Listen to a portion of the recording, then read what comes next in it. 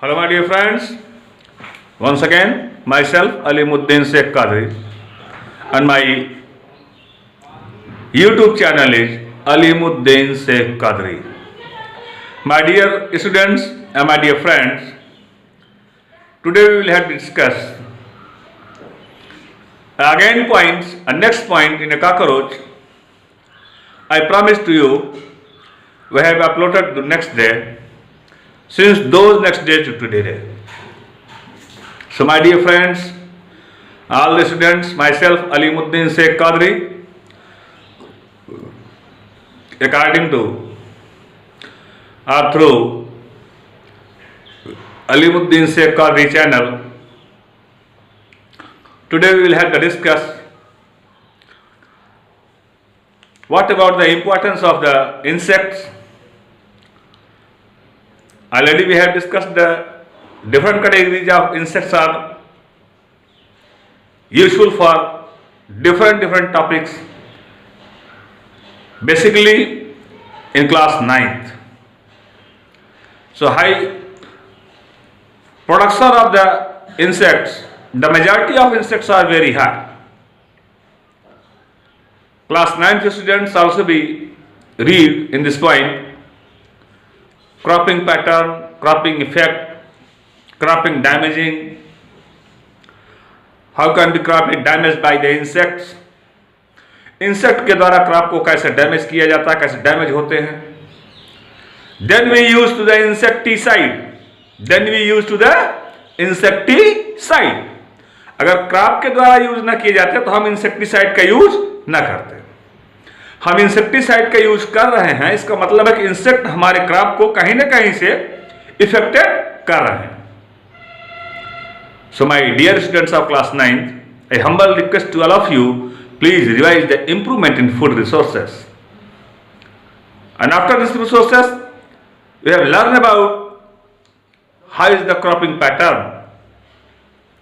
and how many types of crop production management, crop protection management and crop variety improvement.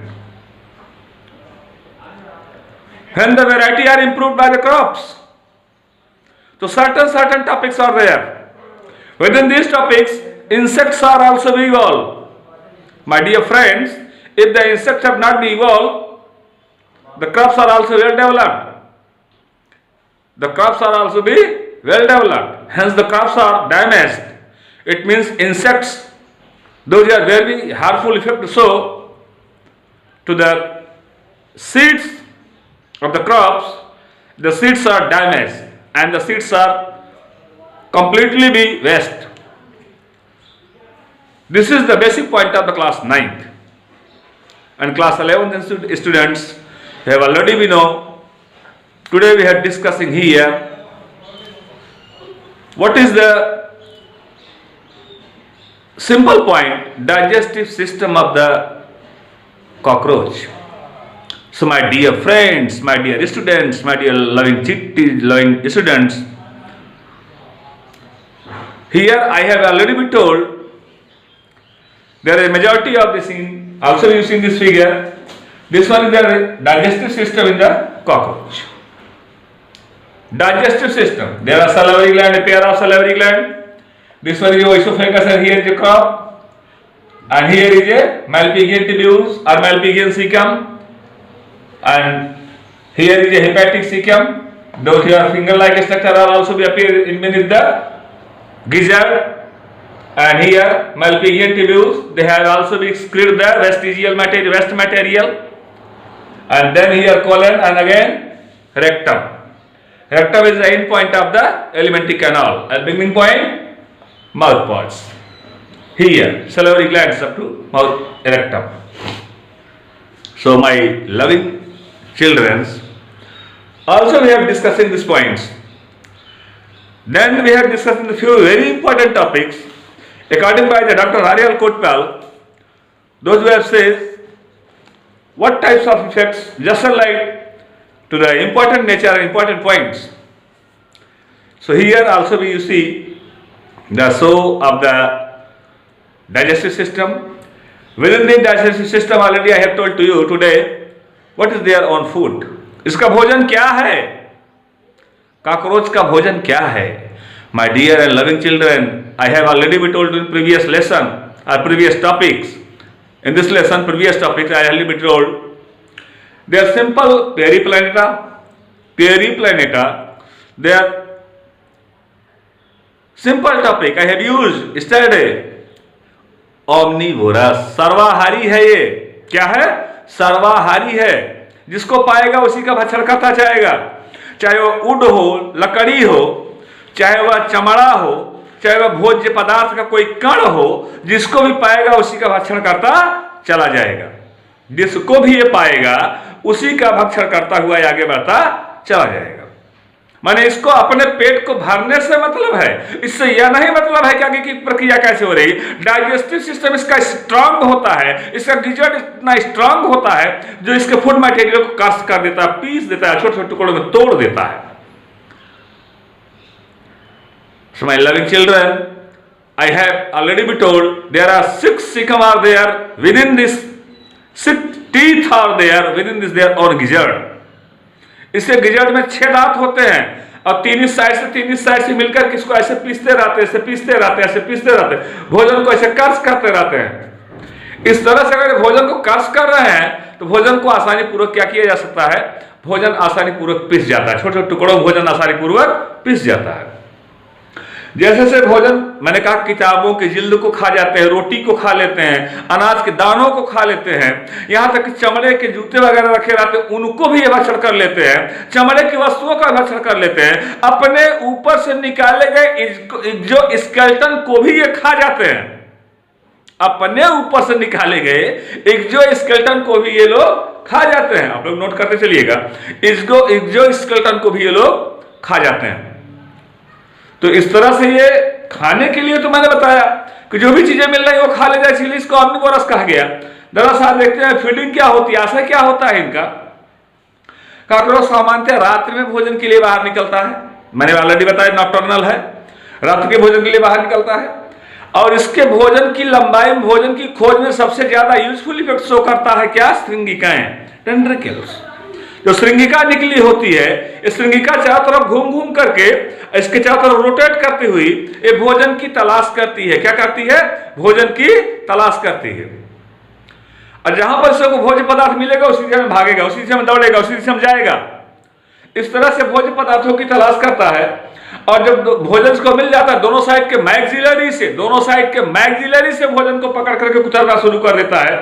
अब कुतरते mandible की सहायता से छोटे maxillary से भोजन को पकड़ता है और जो है मैंडिबल से जो है या उसको कुतर करके उसको भोजन, उसको हाइपोफायरिंग्स के थ्रू जो है वो लैबियम के थ्रू वो लेके जाता है अपने एलिमेंट्री कैनाल में. अब भोजन पहुंच गया एलिमेंट्री कैनाल में. यहां पर इसका पाचन होना है, मैंने बताया लाइपेज है, पेप्टेज है, डायस्टेज है, प्रोटीएज है. लाइस्टेज, पेप्टेज, डायस्टेज, प्रोटीएज ऐसे एंजाइम हैं जो इसके भोज्य पदार्थों को, कैसा भी भोज्य पदार्थ क्यों न हो, कैसा ही भोज्य पदार्थ ये क्यों न हो, सारे के सारे भोज्य पदार्थों के क्या करते हैं, ये भक्षण कर ले जाते हैं. क्या करते हैं? ये भक्षण कर ले जाते हैं. अब ये भोज्य पदार्थों का भक्षण कर ले जा रहे हैं, खा ले जा रहे हैं, उसका डाइजेशन भी कर ले जा रहे हैं, उसका पाचन भी कर ले जा रहे हैं. Very important for you. This topics are, this things are very important for you. भाई जो भी चीजें अनवांटेड हैं, कभी कभी ध्यान दीजिए माय डियर फ्रेंड्स, ये यूजफुल मटेरियल को भी डैमेज कर देते हैं. आपने नया शूज लिया है लेदर का, नया बैग लिया है लेदर का, उसको अगर ये काट देंगे तो क्या आपके ऊपर अच्छा इफेक्ट पड़ेगा? नेवर, कभी नहीं. सो माय लविंग चिल्ड्रन, इस बात का ध्यान रखिए कि किस तरह से बॉडी के लिए हार्मफुल या शरीर के लिए हार्मफुल या फिर हमारे मटेरियल के लिए हार्मफुल इफेक्ट शो कर सकते हैं. हमने इतना आपको बताया कि ऑमनिवोरस हैं, लेकिन इनका आशय, इनकी फीडिंग क्या है? यही सब है इनकी फीडिंग. जो मैंने बताया भोज्य पदार्थ, इनकी फीडिंग होती है जिसमें लाइपेज, डायस्टेज, एमाइलेज, इस तरह के एंजाइम्स एक्टिविटीज जो है पूरी तरह से एक्टिव होते हैं, भाग लेते हैं, क्रिया करते हैं. तो अब हम आपको अच्छी तरह से बताना चाहेंगे कि यह इस प्रकार से जब पूरी तरह से भोजन का जाड़ हो जाता है, जाड़ की क्रिया के पश्चात इसमें से एक्सक्रीटरी मटेरियल बनते हैं. तो एक्सक्रीटरी मटेरियल को मैलपिघियन ट्यूब्यूल्स के द्वारा ये बाहर निकाल देते हैं. Malpighian tubule is excretory organ of the cockroach. Cockroach अपने मैल्पिगियन ट्यूब्यूल्स के द्वारा जो है इन पदार्थों को बाहर निकाल देता है, एक्सक्रीट कर देता है, वर्ज्य पदार्थों को बाहर निकालता है। Then semisolid material reach the rectum, तब सेमीसैलिन मटेरियल रेक्टम में पहुंचता है, और जब रेक्टम में पहुंच जाता है तो वहां से वर्ज्य, वहां से बहिष्करण की क्रिया के द्वारा, बहिक्षेपण की क्रिया के द्वारा, उत्सर्जन की क्रिया के द्वारा अपने शरीर से क्या करते हैं, ये बाहर निकाल लेते हैं। इस तरह से आपने देखा कि ये आसानी पूर्वक अपने शरीर से बाहर जो है बाहर निकाल लेते हैं। अब आइए आज का सबसे इंपॉर्टेंट पॉइंट देखें, जिसका फिगर मैं ऑलरेडी अपने यूट्यूब चैनल पर अपलोड कर दे रहा हूं, का सर्कुलेटरी सिस्टम, परिसंचरण तंत्र। माय डियर फ्रेंड, अगर आपकी समझ में आ गया है, मैं इस फिगर को मिटा करके और एक सिंपल सा फिगर आपके सामने दे रहा हूं, और मैं अपना लॉन्ग फिगर अपने यूट्यूब चैनल अलीमुद्दीन शेख कादरी पर अपलोड कर दे रहा हूं, और इस आशय के साथ अपलोड कर रहा हूं कि आप लोग उसके एक एक पॉइंट को, जितने भी पॉइंट उसमें दिए गए हैं, एक एक पॉइंट को आप लोग अच्छी तरह से नोट करेंगे, उसका एक फेयर बनाएंगे, और फेयर बनाने के बाद तब आप उसमें आगे बढ़ना शुरू करेंगे। तो इसका फेयर बनाना क्लास 11th के स्टूडेंट्स के लिए बहुत ही इंपॉर्टेंट है। क्लास 9th के लिए नहीं, क्लास 9th के लिए सिर्फ इतना ही इंपॉर्टेंट है कि इंसेक्ट क्या है, हमारे क्रॉप को कैसे डैमेज करते हैं। इसके बाद क्लास 9th के स्टूडेंट्स के लिए नहीं है। इसके बाद ये क्लास 11th और 12th के स्टूडेंट्स के लिए है, क्लास 10th के स्टूडेंट्स के लिए है, और क्लास 9th के लिए अब ये नहीं है। अब हम आगे का डिस्कस जो करने चल रहे हैं, या क्लास 11th का डिस्कस है, क्लास 12th का डिस्कस है, मीन्स इंटरमीडिएट का डिस्कस है। तो सबसे पहले आपको हम ये बता दें, और बताते भी चले, समझाते भी चले। इस तरह से आपने देखा, अगर हम इसके सेगमेंट की बात करें, सेगमेंट की बात करें, तो टोटल इसमें 13 सेगमेंट्स आते हैं, head to tail, total 13 segment आते हैं। हेड को छोड़ दिया जाए, उसके नीचे से सेगमेंट, चूंकि 6 सेगमेंट जो हेड के होते हैं वो एक हो जाते हैं, उसी में कंपाउंडाइज वगैरह है, जिसका डिस्कस हम आगे करेंगे अभी। तो यहां से इस तरह से जो इसका बॉडी सेगमेंटेशन देखा गया, इस साइड से भी, इस साइड से भी, और यहां पर आकर के ये थोड़ा सा गैप देकर के, थोड़ा सा गैप देकर, इस तरह से, इस तरह से, इस तरह से, इस तरह से, इस तरह से, इस तरह से आप देख रहे हैं।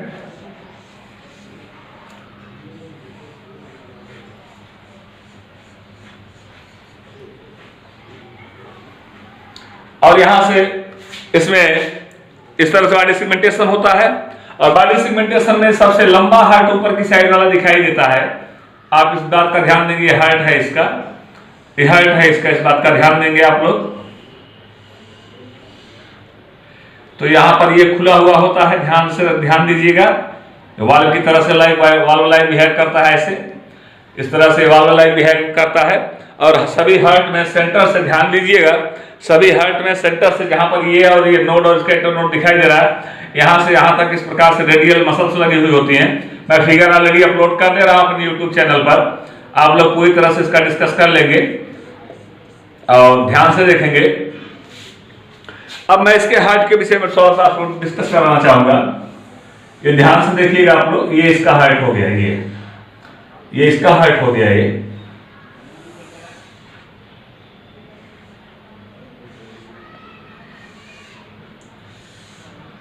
अब आप देख सकते हैं, ब्लड तो इधर से जा सकता है, इधर से ब्लड जा सकता है, लेकिन इधर से ब्लड आते समय ये क्या करेगी, क्लोज कर जाएगी, बंद हो जाएगी। मींस ब्लड का फ्लो यूनिडायरेक्शनल होता है। पीछे की साइड से ब्लड का फ्लो आगे की साइड में तो हो सकता है, लेकिन आगे की साइड से ब्लड का फ्लो पीछे की साइड में नहीं होता। क्यों? यहाँ पर कि ये ब्लड जो है, ये वाल्व जो है ये बंद हो जाएंगे। वाल्व अगर बंद हो जाएंगे, ब्लड का फ्लो यहीं पर क्लोज कर जाएगा। क्या कर जाएगा? क्लोज कर जाएगा, ध्यान दीजिएगा। और यहाँ पर ये ओपन जब तक है तो ब्लड इस तरह से निकलता रहेगा, लेकिन ओपन नहीं होता है, इसमें क्लोज होता है। अब हम आपको तो बता दें इसका सर्कुलेटरी सिस्टम कैसा होता है। My dear friend and my loving students, इसका blood circulation system mostly open होता है। ध्यान दीजिएगा कि कॉकरोच का ब्लड जो है रेड नहीं होता, लाल नहीं होता है, क्योंकि इसमें हीमोसील नहीं पाया जाता, हीमोलिम्फ पाया जाता है।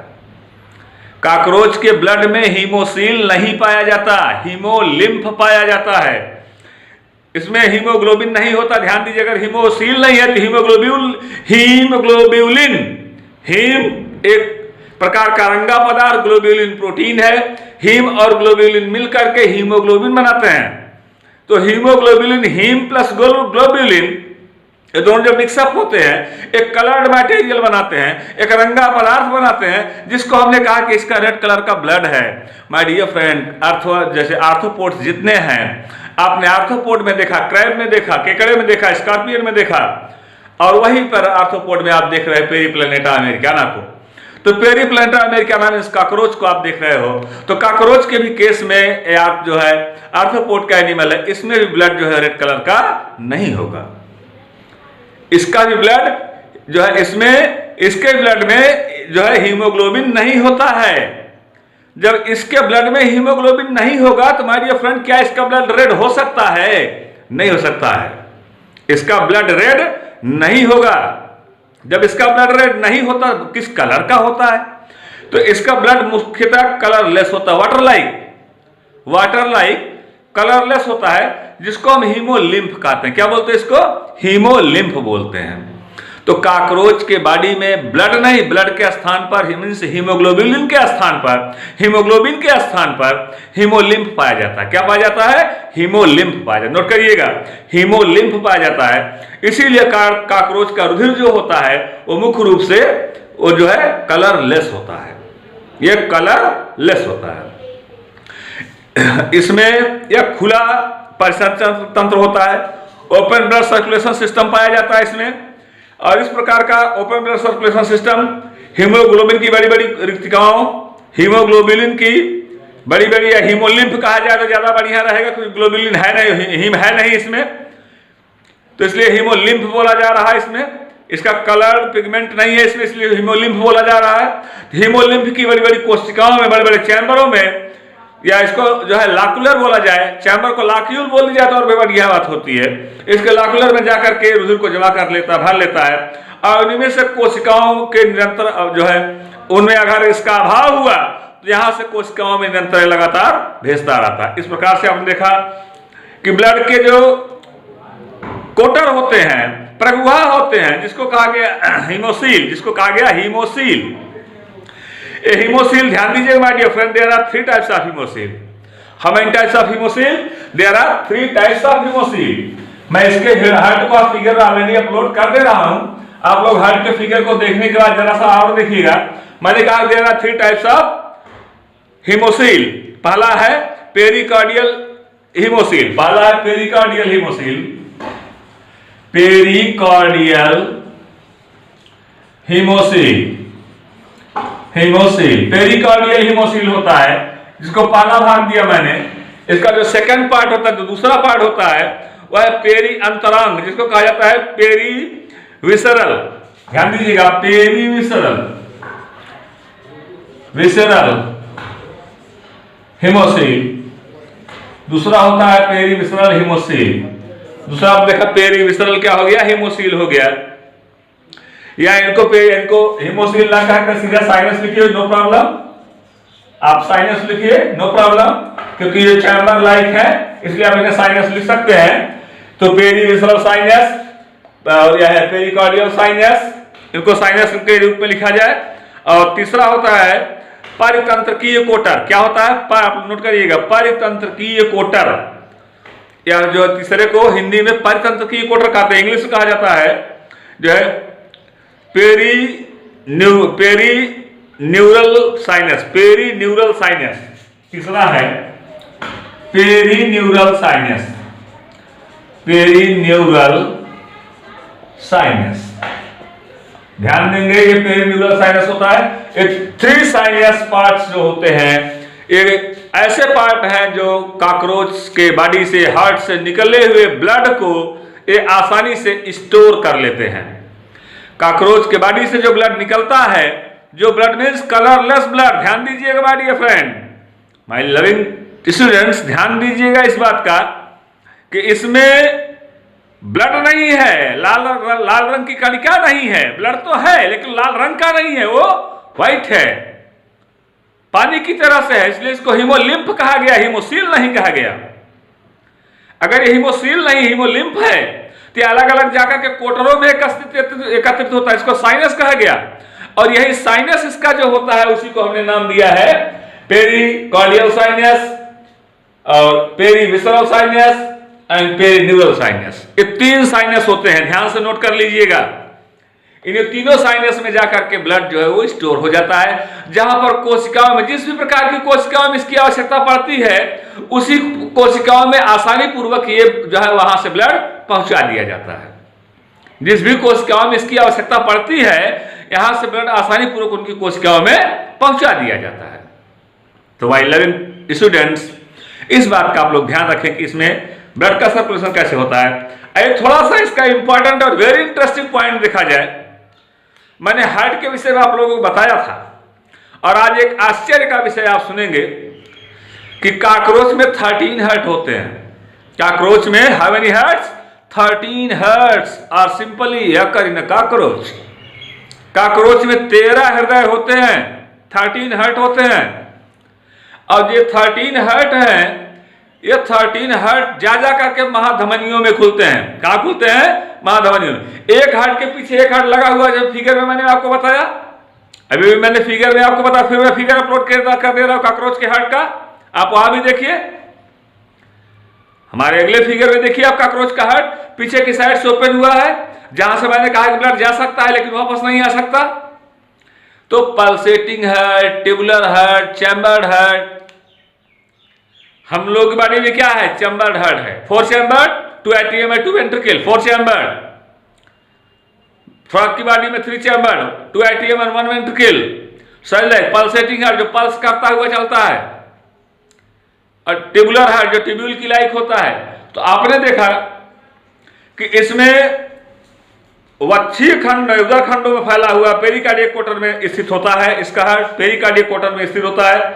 एक स्पंदनशील मींस पल्सेटिंग हार्ट है। कैसा हार्ट है? पल्सेटिंग हार्ट है, स्पंदनशील। ऐसे ऐसे गति करता जाएगा, स्पंदन करता जाएगा, इस तरह से स्पंदन होता जाएगा, ब्लड आगे बढ़ता चला जाएगा। पीछे की साइड से आप देख रहे हैं ना, पीछे की साइड से ब्लड को प्रेस किया जा रहा है, जहां पर चैम्बर बन रहा है वहां से ब्लड की साइड, ब्लड को ऐसे प्रेस किया जा रहा है और इसका ब्लड धीरे धीरे आगे बढ़ता चला जा रहा है। तो ब्लड पीछे से आगे की तरफ जाता है, न कि आगे से पीछे आता है। इस तरह से आपने देखा एक स्पंदनशील हृदय होता है, जिसका जो है पिछला सिरा तो बंद होता है, पिछले सिरे बंद है लेकिन अगले सारे सिरे खुले हैं। तो अगले सारे सिरे अगर खुला होता है तो इसका हृदय कीप के आकार का और 13 कोष्ठकों का बना होता है, 13 चैम्बर्ड का बना होता है। 13 चैम्बर्ड हार्ट है, 13 कोष्ठकों का बना हुआ हृदय है। इसका ध्यान रखिएगा। ऐसा इसका हृदय लगता है जैसे माले के दाने हो, जैसे माला पहन लिया जाए और एक माला दूसरे माले से, एक दाना दूसरे दाने से अटैच हो, सेम एज लाइक, ठीक इसी प्रकार से माले के दाने के समान इसका हृदय भी बना हुआ होता है, माले के दाने के समान होता है।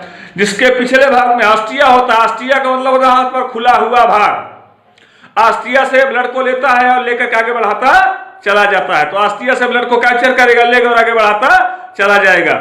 इस तरह से अपने पूरे ऑस्टिया से ब्लड को लेकर के कपाटों में ब्लड को डालता जाता है। जब एक कपाटों में ब्लड को डालता जाएगा, इसका सारा फिगर मैं अपने YouTube चैनल पर अपलोड कर दे रहा हूं। कपाटों में अपने ब्लड को डालता जाएगा। जब अपने ब्लड को डालता जा रहा है तो वहां पर कपाट इसके स्वेल करते जाएंगे और ब्लड आगे की तरफ बढ़ता जाएगा। जिस कोटर में ब्लड की आवश्यकता कम पड़ेगी वहां पर ब्लड को सप्लाई कर दिया जाएगा। जिस चैम्बर में ब्लड की आवश्यकता कम पड़ेगी वहां पर ब्लड को सप्लाई कर दिया जाएगा। इस तरह से ब्लड की सप्लाई भी आसानी पूर्वक हो जाती है। My dear children, very easy and very short point आप लोग मेरे YouTube चैनल को देखकर आसानी से समझ जाएंगे। बहुत ही आसानी पूर्वक ब्लड को ये सप्लाई करता चला जाता है। और ध्यान दें, इसमें मैंने बताया काकरोच का हृदय स्पंदन दर जो होती है 50 से 70 बार प्रति मिनट होती है। 1 मिनट में 50 to 70 टाइम्स पल्स करता है। लेकिन जब दौड़ता है, भागता है, तेज साथ फ्लाइंग करता है, तब इसकी पल्सेटिंग भी बढ़ जाती है। तो जहां 70 आप देख रहे हो वहां भाग करके 100 के ऊपर जाना शुरू कर देता है। बहुत तेजी के साथ पल्सेटिंग बीट करता है। मैंने आपसे बताया एक भीरू प्राणी है, डरपोक प्राणी है। यह एक भीरू प्राणी है, डरपोक प्राणी है। जब देखता जरा सा भी अपने शत्रु से इसको खतरा एहसास हुआ, ये तुरंत अपने प्लेस को क्या करता है, छोड़ देता है, अपने स्थान को छोड़ करके भाग जाता है। जब ये अपने स्थान को छोड़ करके भागेगा, जब ये अपने स्थान को छोड़ करके भागेगा, तो ऐसी कंडीशन में, ऐसी स्थिति में, ऐसी परिस्थिति में क्या होता है, ऐसी परिस्थिति में जो अपने स्थान को छोड़ करके आगे भाग रहा है, तो इसका हार्ट तेजी के साथ पल्स करना स्टार्ट कर देता है, हार्ट इसका तेजी के साथ गति करना प्रारंभ कर देता है। सो माय लविंग चिल्ड्रन, इस बात का ध्यान रहे। मैंने ह्यूमन हार्ट के विषय में बताया, दौड़ते समय हृदय की गति स्पंदन तीव्र हो जाती है, लेकिन वही व्यक्ति आराम से बैठा हुआ तो स्पंदन कम होती है। तो ब्लड में, ब्लड की कमी जहां पर होती है या शरीर के ऊर्जा की आवश्यकता के अनुसार हार्ट को ब्लड सप्लाई करना पड़ता है, हृदय को दूर भेजना पड़ता है। अब कहां पर कितनी मात्रा में दूर को भेजना है, उतनी तेजी के साथ हार्ट हमारा पल्स करता है और ब्लड को सप्लाई करता रहता है, ब्लड की सप्लाई वहां पर करता रहता है। तो जैसे ह्यूमन बींग्स के केस में आपने देखा, same as like of animal के केस में देखिए ना, ऐसे कॉकरोच के केस में देखिए ना, ऐसे अगर सिंपली रन कर रहा है, सिंपली मूव कर रहा है तो ब्लड कम है, और सॉफ्टली मूव कर तेज साथ दौड़ रहा है तो ब्लड की सप्लाई ज्यादा होगी। इस तरह से आपने ब्लड की सप्लाई के विषय में देखा। और my dear and loving children, मैंने also discussing here to the respiratory system, इसके हर खंड से रेस्पिरेशन होता है। श्वसन, हर खंडों में श्वसन नलिकाएं निकली हुई होती हैं, और श्वसन नलिकाएं जो निकलती है ये आसानी से निकल करके बाहर जाती हैं, वहां से हर खंडों से नलिकाएं निकल करके वहां से एयर को लेती हैं और फिर बॉडी के अंदर देती हैं, तो वहां से ऑक्सीजन को लेता है और ऑक्सीजनेटेड ब्लड को सप्लाई करता है, ऑक्सीजनेटेड ब्लड को सप्लाई करता है। ऑक्सीजनेटेड ब्लड को सप्लाई करने से इसका एक बेनिफिट यह होता है, शरीर में ऊर्जा की पर्याप्त मात्रा इसको मिलती रहती है, शरीर में ऊर्जा की पर्याप्त मात्रा इसको मिलती रहती है। इसलिए मैंने बताया कि ऑक्सीजनेटेड ब्लड को सप्लाई करता है। और ध्यान से सुनिएगा, अभी आपको हंसी आएगी लेकिन हंसीएगा नहीं भाई, सर सिंपल टॉपिक है तो हंसेंगे क्या। इसमें जो एक्सक्रीजन होता है, ये देखते हैं, इसमें जो उत्सर्जन होता है माय लविंग स्टूडेंट्स, इसमें जो बॉडी से जो वर्ज्य मटेरियल निकाले जाते हैं, ये 4 टाइप से निकाले जाते हैं, 4 प्रकार से वर्ज्य मटेरियल को निकालता है। पहले मैलपिगियन ट्यूब्यूल्स है, पहली जो है वो क्या है, मैलपिगियन ट्यूब्यूल्स है, मैलपिगियन ट्यूब्यूल्स है, नोट करते चलिएगा। पहला मैलपिगियन ट्यूब्यूल्स होती है जो शरीर के अंदर वाले पदार्थों को बाहर निकालने का काम करती हैं। दूसरा इसमें वसाकाय होते हैं, फैटी पिंड होते हैं, वसाकाय बोला जाता है, फैटी कोटर बोलते हैं इसको, फैटी कोटर बोलते हैं, वसाकाय बोलते हैं इसको। और जो तीसरा भाग होता है माय डियर फ्रेंड, वह यूरिकोस ग्लैंड होती है, यूरिकोस ग्लैंड। थर्ड पार्ट यूरिकोस ग्लैंड, या इसको ऐसे भी लिखा जाए, यूरिकोस ग्लैंड, यूरिकोस ग्लैंड, फैटी कोटर, मैलपिगियन ट्यूब्यूल्स। और फोर्थ पार्ट ध्यान से देखिएगा, चौथा भाग इसका ध्यान से देखिएगा, इसका चौथा पार्ट होता है जो क्यूटिकल होता है। तो आपने देखा कि इसके 4 पार्ट हो गए, ये 4 इनसे क्या करता है, एक्सक्रीजन करता है। क्या करता है, एक्सक्रीजन करता है, शरीर में बने हुए पदार्थों को बाहर निकाल देता है। इसके वर्ज्य पदार्थों को बाहर निकालने के लिए एक कोई निश्चित अंग नहीं होता, इसके शरीर से बने हुए वर्ज्य पदार्थों को बाहर निकले कई अंग सहायक होते हैं, कई अंग भाग लेते हैं। जिन 4 अंगों का नाम मैंने बताया, मैलपिगियन ट्यूब्यूल्स, फैटी कोटर, यूरियस ग्लैंड एंड क्यूटिकल। यह 4 प्रकार से अपने वर्ज्य पदार्थों को बाहर निकालता है। एक्सोस्केलेटन के रूप में भी अपने वर्ज्य पदार्थ के बाहर निकल क्यूटिकल की बनी होती है। इस प्रकार देखा कि आपने यह शरीर के अंदर से 4 प्रकार से वर्ज्य पदार्थों को बाहर निकाल रहा है। अब आइए थोड़ा सा हम आपको इसके नर्वस सिस्टम के विषय में बता दें। इसका नर्वस सिस्टम क्या होता है, किस तरह से होता है। My dear and loving children, इसका फिगर मैं अपने YouTube चैनल पर अपलोड कर दे रहा हूं, ध्यान से देखिएगा। इसका नर्वस सिस्टम जो होता है, नर्व्स इसके जो होते हैं, नर्वस सिस्टम, नर्व्स जो होते हैं इसके, इसमें 9 to 10 पेयर 10 नर्व्स होते हैं। सेगमेंट के बेस पर नर्व्स भी बढ़ते हैं। इसमें इतने नर्व्स होते हैं, और नर्व्स जैसे सारी चीजें वही है।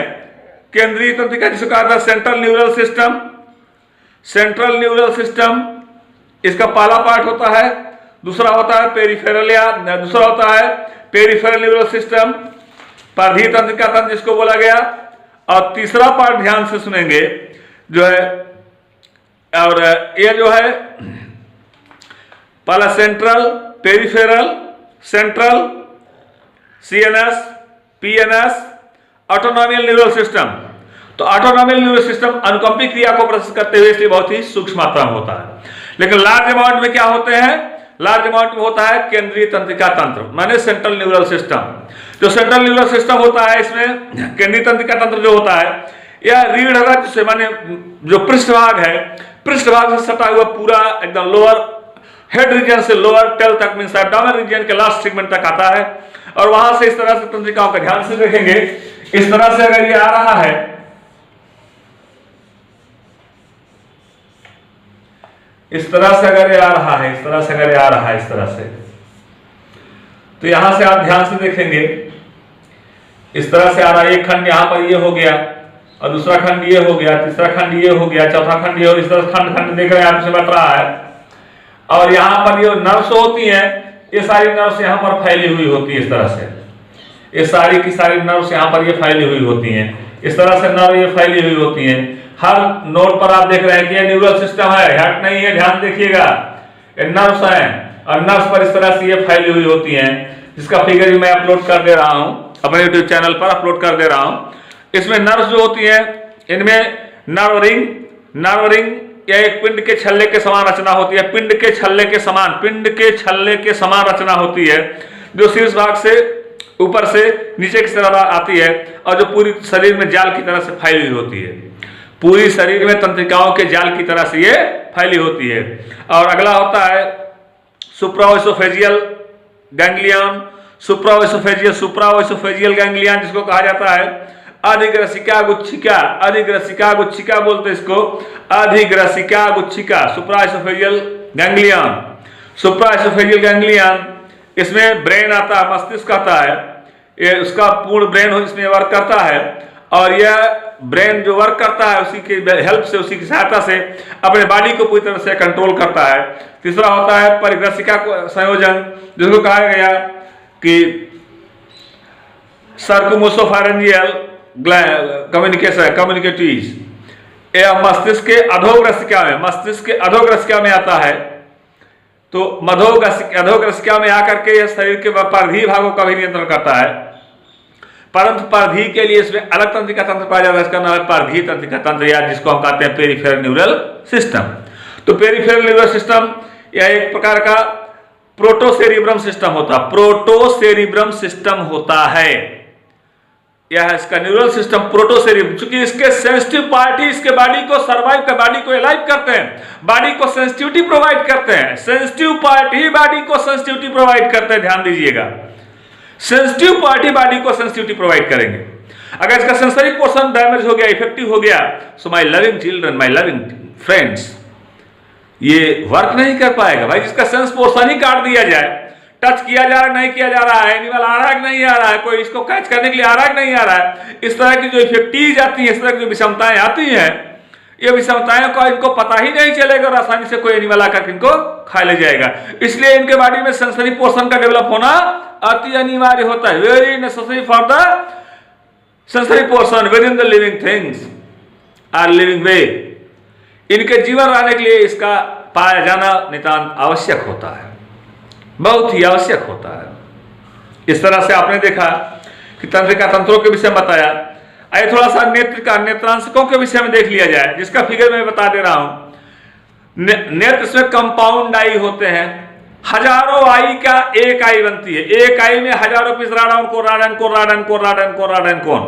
और कोन मिलकर के एक आई बनाती है, और एक आई बना लेती है, जिस तरह में हजारों आई मीन्स, इसीलिए इसको कहा गया कि कॉकरोच में कंपाउंड आईज, संयुक्त नेत्र होते हैं। हर नेत्रांशकों में एक इमेज का कैलकुलेशन होता है, एक इमेज बनती है और सारी की सारी इमेज आकर के एक पॉइंट पर, एक सेंटर पर आकर फोकस हो जाती है। इसीलिए किसी भी तरफ रखी हुई वस्तु को अपने आंख से आसानी पूर्वक जो है बिना सिर को घुमाए देख लेता है और अपने बॉडी को प्रोटेक्शन प्रोवाइड करा देता है। अपने शरीर को पूरी तरह से ये प्रोटेक्शन प्रोवाइड करा लेता है। भाग जाता है वहां से, दौड़ जाता है वहां से धीरे धीरे गति कर जाता है, फ्लाइंग कर जाता है। यह इफेक्ट होता है सिर्फ और सिर्फ इसका आई का। तो आई इसमें मोस्टली कंपाउंड आईज पाई जाती है, संयुक्त नेत्र पाए जाते हैं। और संयुक्त नेत्रों का पाया जाना इस बात को प्रमाणित कर देता है, कंपाउंड आई का पाया जाना इस बात को प्रमाणित कर देता है कि इसके हर नेत्रांशक में एक इमेज बनती है, एक प्रतिबिंब बनता है, वस्तु का एक इमेज बनती है और सारी इमेज जाकर के एक सेंटर पर ऑप्टिक्स हो जाती है, सेंटर पर जो है जाकर के केंद्रित हो जाती है और जहां पर सारी इमेज जाकर के सेंटर पर जो है सेंट्रलाइज करेगी, वहीं से एक ऑब्जेक्ट को देखता है। आप ऐसा कभी ना सोचें कि हजारों इसके आंख में प्रतिबिंब बन रहे हैं तो हजारों वस्तुओं को देखेगा, नेवर, कभी नहीं। देखता है लेकिन एक वस्तु को देखता है, हजारों वस्तुओं को नहीं देखता। इतना ज्यादा वस्तुओं को देखने लगे माय लविंग फ्रेंड्स, तो आप बताइए कि क्या एक तो बेचारा घबरा जाएगा कि इधर एक आदमी, इधर एक आदमी, इधर एक आदमी, हजारों आदमी दिखे, एक आदमी अगर इसको दिखाई दे हजारों आदमी दिखाई देंगे, लेकिन ऐसा नहीं होता। हर नेत्रांशकों से एक संरचना बनती है, वही संरचना जाकर किसी भाग में आकर के ऐड हो जाती है। सबसे इंपॉर्टेंट पॉइंट आइए चलते हैं लेकर के रिप्रोडक्टिव सिस्टम में। माय लविंग स्टूडेंट्स, काकरोच को मैंने ऑलरेडी बता दिया, आपको ऑलरेडी बता दिया है काकरोच के विषय में, क्या यूनिसेक्स जो है, डायोसियस है, एक लिंगी है। एक लिंगी में सबसे पहले मैं आपको नर जननांगों के विषय में बताने का प्रयास करेंगे और सबके फिगर मैं अपने YouTube चैनल पर अपलोड करता चला चल रहा हूं, देखते चलिएगा कि जो मेल रिप्रोडक्टिव सिस्टम होता है, इसके मेल रिप्रोडक्टिव सिस्टम में टेस्टिस जो काफी लंबाई तक इनमें टेस्टिस होता है नर जननांगों में। वृषण जो होता है ये लगभग चौथे से छठे खंड में पाया जाता है। वृषण चौथे से छठवें खंड तक, चौथे से छठवें, चौथा, पांचवा, छठवां, इन 3 खंडों तक वृषण होता है। उसी के बाद यहाँ पर देखिएगा मशरूम ग्लैंड, जैसे मशरूम की तरह से छत्तक की तरह से ग्रंथियां पाई जाती हैं, जिसमें से एक पतली नलिका निकली हुई होती है जिसको कहा जाता है इजैकुलेटरी डक्ट्स। आप लोगों ने यहाँ फिगर में देखा कि इसमें इजैकुलेटरी डक्ट भी निकली हुई है। इजैकुलेशन होता है और इजैकुलेटरी डक्ट निकल करके स्पर्म यहीं पर मैच्योर होता है, उसके बाद इजैकुलेशन होता है। इजैकुलेशन के बाद आता है जेनाइटल पाउचेज में, जेनाइटल पाउचेज में आकर के स्पर्म पूरी तरह से एकत्रित रहता है और यहाँ पर मेल जेनाइटल पोर्स पर ये आकर के रुक जाता है। जब किसी फीमेल से कॉम्बिनेशन होता है तो वहां पर ये अपने आसानी से अपने स्पर्म को उसमें ट्रांसफर कर देता है। तो इसका मतलब यह निकला कि इसके लोअर एब्डोमेन की साइड में मेल रिप्रोडक्टिव सिस्टम होता है। तो मेल रिप्रोडक्टिव सिस्टम में वास डिफरेंस, ध्यान दीजिएगा, टेस्टिस, वास डिफरेंस और इजैकुलेटरी डक्ट्स, मशरूम ग्लैंड मैंने बता ही दिया आपको, और यूरिकुलाई मेजोरस जिसको कहा जाता है यूट्रिकुली मेजोरिस, हिंदी में बोलते हैं इसको, तो यूट्रिकुली मेजोरस, और इसी के साथ है क्यूटिकुलरी लैब्रियोरिस और शुक्राशय जहां पर शुक्राणु को लिया जाए ये शुक्राशय बोले जाते हैं। और शुक्राशय के बाद तब ये जो है इनमें आ जाते हैं बाह्य जननांग आने के बाद ये जो है क्रिया करना शुरू कर देता है। और जब ये क्रिया करता है फीमेल के साथ, तो female reproductive system my dear friend, मादा जननांगों का फिगर भी मैं अपलोड कर दे रहा हूं। यहां भी देखिएगा मादा जनन खंड जो होता है उदर के 8वें खंड तक फैला हुआ होता है, उदर के 8वें खंड तक फैला हुआ होता है। इसमें भी पिछली से इसमें भी जो होते हैं, इसमें भी ओवरी जो होती है, इसको जो है वाइटलैरियम बोला जाता है, और इसके वाइटलैरियम के नीचे ओविडक्ट होते हैं। ओविडक्ट ओव्यूल जो मैच्योर होता है उस मैच्योर ओव्यूल को बाहर निकालने का कार्य करते हैं, इसलिए इसको ओविडक्ट बोला जाता है। ओविडक्ट माने इजैकुलेटरी डक्ट, ओविडक्ट, यहां से इजैकुलेशन होता है, कॉमन ओविडक्ट या वैजिना बोला जाता है इसको। और यहीं पर आकर के जब ये आते हैं एक दूसरे के समीप आते हैं, तो ध्यान दीजिएगा इनमें जो फीमेल रिप्रोडक्टिव सिस्टम का जो पार्ट होता है दूसरे के समीप आने पर ये इस तरह से पेयर बनाते हैं। इनमें टर्मिनल फिलामेंट होता है और टर्मिनल फिलामेंट होकर के इनको ज्वाइंट करते हैं, और एक चैम्बर होता है और पेडिसिल होता है। ओविडक्ट मैंने ऑलरेडी बता ही दिया, ओविडक्ट होते हैं, कॉमन ओविडक्ट होते हैं, और अंत में जाकर के स्पर्माथिका होती है। स्पर्माथिका का मतलब ये होता है माय लविंग स्टूडेंट्स, जो स्पर्म को अपने बॉडी के अंदर स्टोर कर ले, जो स्पर्म को अपने बॉडी के अंदर स्टोर कर ले। अगर जनन का समय आता है तो मैं आपको बता दूं कि जनन के समय ये दोनों जब मैच्योर हो जाते हैं, मैंने कहा कि इसमें दोनों जो है डायोसियस है, एक लिंगी है, मेल अलग होगा फीमेल अलग होगा। जब रिप्रोडक्शन का समय आता है तो रात्रि में रिप्रोडक्शन करते हैं, और रिप्रोडक्शन करने के बाद ये एक दूसरे कांटेक्ट में बैक साइड से, पीछे की साइड से आकर के जुड़ जाते हैं। ऐसे पीछे की साइड से आकर किस तरह, मैं इसका भी फिगर आर्ट क्लास अपलोड कर दे रहा हूं। बैक साइड में आकर के पीछे की साइड से आकर के जुड़ जाते हैं। जब पीछे की साइड से आकर के जुड़ जाते हैं तो इसी तरह से अपने सीकम को इस तरह से दूसरे में फंसा कर, किस तरह से, इस तरह ध्यान दीजिएगा, आप लोग ध्यान दीजिएगा, इस तरह से अपने सीकम को इस दूसरे से फंसा करके ऐसे एक काफी समय तक बैक साइड में ऐसे इस तरह से पड़े रहते हैं, काफी समय तक। तो इनके पड़े रहने को लगभग 1 घंटे का इसमें जो है निषेचन होता है। मैथुन का समय इसका जो होता है, निषेचन का समय जो होता है, फर्टिलाइजेशन का जो टाइम होता है वो लगभग 1 घंटे का होता है। 1 घंटे के निषेचन के पश्चात तब मेल जो है अपने स्पर्म को छोड़ता है, अब फीमेल के ओवम में छोड़ता है, ओवम में स्पर्म पहुंच करके उसको फर्टाइल करता है। ओवम में स्पर्म पहुंच जाता है, उसको फर्टाइल कर देता है। जब इसका इजैकुलेशन हो जाता है, मेल से जब इजैकुलेशन हो जाता है, स्खलन हो जाता है, तो स्खलन हो जाने के बाद पहुंच जाता है, अब पहुंच करके अपने बॉडी को पूरी तरह से ये जो है फीमेल से सेपरेट कर लेता है, अलग कर लेता है, और अलग कर लेने के बाद तब ये दोनों डिटैच हो जाते हैं। इस तरह से हमने देखा कि मेल फीमेल जो है मेल के द्वारा पूरी तरह से फर्टाइल हो गई है। अब फीमेल सेपरेट हो जाती है, सेपरेट हो जाने के बाद तब इसमें जो है धीरे धीरे इनको ओवम से एक सेल का कॉम्बिनेशन होना शुरू होता है, और कॉम्बिनेशन होते लगभग इसमें 20 घंटे लग जाते हैं दोनों के नाड़ुओं के निषेचन में। स्पर्म और ओवम के कॉम्बिनेशन में 20 घंटे का समय लगता है। इसलिए 20 घंटे तक इनमें जो पीछे का बैक पोर्शन जो होता है, यह 20 घंटे का जो एक कवच होता है, ध्यान से देखेंगे कि जब इसके बाएं ग्रंथ से जो है दाहिने संग्राहक से, जब इसके दाहिने संग्राहक से तो हाइड्रोक्सी फिनाल निकलता है। कैसे पता चलता है कि दूसरा मैच्योर हो गया परिपक्व के लिए? तो इसमें एक विशेष प्रकार की गंध आती, मैंने बताया है कि गंधों के द्वारा जो है एक दूसरे की तरफ आकर्षित होते हैं। इसमें जो गंध आती है वो होती है डाईहाइड्रोक्सी फिनाल की। डाईहाइड्रोक्सी फिनाल की गंध होती है मेल से, और फीमेल से जो होता है ये तो स्क्लोरोप्रोटीन होते हैं, और ये जो है आकर के बनाते हैं, और इसका कवच जो है काफी कठोर हो जाता है। इसके जो एक निकलते हैं, इसके एक जो है वो पूरी तरह से कठोर होकर निकलते, इन दोनों मटेरियल से एक जो होता है वो कठोर होकर के निकलता है। इनकी सहायता से दूसरे के पास आए, फर्टिलाइजेशन हुआ, और जो एक बना एक वो कठोर होकर निकलता है। और यह लगभग इसमें जो है मेटामॉर्फोसिस 10 to 12 टाइम होती है। 10 से 12 बार इसमें कायांतरण होता है, और 10 से 12 बार कायांतरण होता है।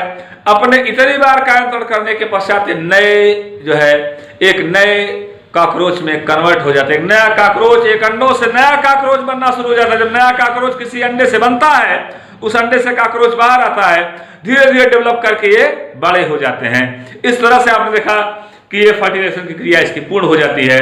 इस तरह से my loving students, my loving friends, मैंने इस लेसन को आज दूसरे टॉपिक में, दूसरे लेक्चर में कंप्लीट किया। मैं अलीमुद्दीन शेख कादरी अपने YouTube चैनल अलीमुद्दीन शेख कादरी के माध्यम से और अपने coaching classes Qadri coaching classes के माध्यम से मैंने आज जो कॉकरोच के मेल रिप्रोडक्टिव सिस्टम में को समाप्त कर दिया, और मेल रिप्रोडक्टिव जो चैप्टर रहा है पूरा मैंने समाप्त कर दिया है। और इस विषय मैंने ये भी बता दिया कि my loving students of class 9 वो भी पूरी तरह से इसमें जितने भी क्वेश्चन इसके नीचे दिए जा रहे हैं सारे क्वेश्चन को आप लोग पढ़िएगा और उसके आंसर जरूर लिखिएगा। तो 11th 9th के लिए सिर्फ इंसेक्ट आवश्यक है और 11th के लिए कॉकरोच आवश्यक है। इसलिए इस YouTube को मैं दोनों क्लासेस में डिलीवर करूंगा, 9th में भी और 11th में भी।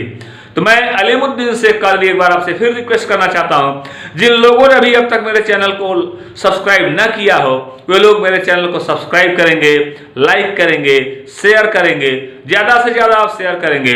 और इस तरह से अगला टॉपिक जो आएगा, जो भी देखा जाएगा, जो भी आपसे क्वेश्चन एनालाइज किया जाएगा उसका पुनः हम आंसर देंगे। तब तक के लिए हम आपसे विदा लेते हैं। Thank you.